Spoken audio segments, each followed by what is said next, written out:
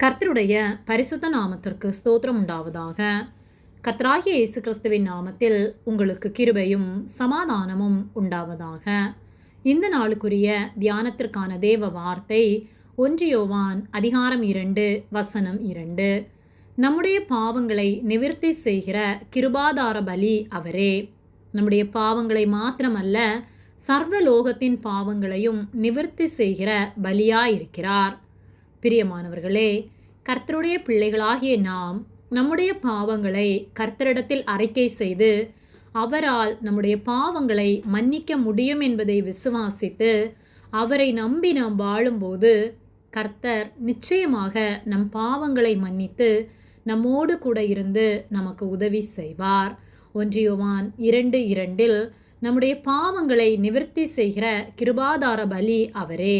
நம்முடைய பாவங்களை மாத்திரமல்ல, சர்வலோகத்தின் பாவங்களையும் நிவர்த்தி செய்கிற பலியாயிருக்கிறார் என்று சொல்லப்பட்டுள்ளது.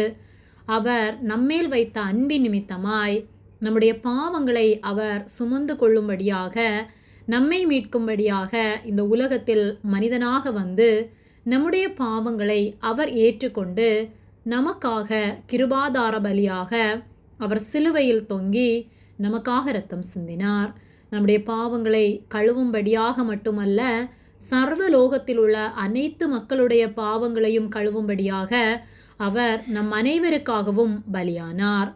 ஆனால் இந்த நற்செய்தியை அறியாதவர்களாய் பாவம் செய்து அந்த பாவத்திலிருந்து வெளிவர முடியாதபடிக்கு அநேக இடங்களுக்கு சென்று அவர்கள் நீராடினாலோ அல்லது விலங்குகளையோ பறவைகளையோ பலியிடுவதின் மூலமாக தங்கள் பாவம் நிவர்த்தி செய்யப்படும் என்ற மூட நம்பிக்கையில் அநேகர் விலங்குகளை பலியிடுகிறார்கள், பறவைகளை பலியிடுகிறார்கள், புனித ஸ்தலங்களுக்கு சென்று நீராடுகிறார்கள்.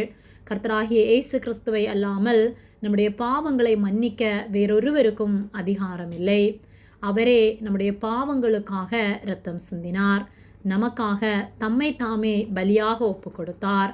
ஆகவே நாம் எப்படிப்பட்ட பாவம் செய்திருந்தாலும் உண்மையாக மனம் வருந்தி அவரால் அதை மன்னிக்க கூடும் என்பதை விசுவாசித்து நம்முடைய பாவங்களை உணர்ந்தவர்களாய் முழு மனதோடு நாம் அவரை விசுவாசித்து நாம் அவரிடத்தில் அதை அறிக்கை செய்யும்போது அவர் நிச்சயமாக தம்முடைய விலையேற பெற்ற இரத்தத்தினாலே நம்மை கழுவி நம்மை சுத்திகரித்து அவர் நம்மை ஏற்றுக்கொள்வார். ஆகவே சோர்ந்து போகாமல் கர்த்தரை நோக்கி பார்ப்போம். நம் பாவங்களை அவர் மன்னித்து அவரோடு நாம் என்றென்றும் வாழ நமக்கு உதவி செய்வார். நம்மை பரிசுத்தப்படுத்தி நம்மை காத்து கொள்வார். ஆமேன். ஜெபம். எங்களை அதிகமாக நேசித்து வழிநடத்தி வருகிற எங்கள் அன்பின் பரிசுத்த பிதாவே, இந்த நாளையும் நாங்கள் காணும்படியாக நீர் எங்களுக்கு ஜீவனை தந்து தயவு பாராட்டி எங்களை பாதுகாத்து பராமரிக்கிற உம்முடைய அன்பிற்காக நாங்கள் உமக்கு நன்றி செலுத்துகின்றோம். நாங்கள் தியானித்த வார்த்தையின்படியே ஒவ்வொரு நாளும் நாங்கள் உமக்கு உண்மையாய் பரிசுத்தமாய் எங்களை காத்து கொள்ள நீர் உதவி செய்யும்படியாய் ஜெபிக்கின்றோம். அறியாமல் செய்த எங்களுடைய பாவங்கள் எல்லாவற்றையும் நீர் மன்னித்து எங்களை பரிசுத்தப்படுத்துவதற்காக நன்றி செலுத்துகின்றோம். எங்களை தாழ்த்தி உம்முடைய கரத்திலே ஒப்பு கொடுக்கின்றோம். இயேசுவின் நாமத்தில் ஜெபிக்கின்றோம் பிதாவே. ஆமேன். கர்த்தர் உங்களை ஆசீர்வதிப்பாராக.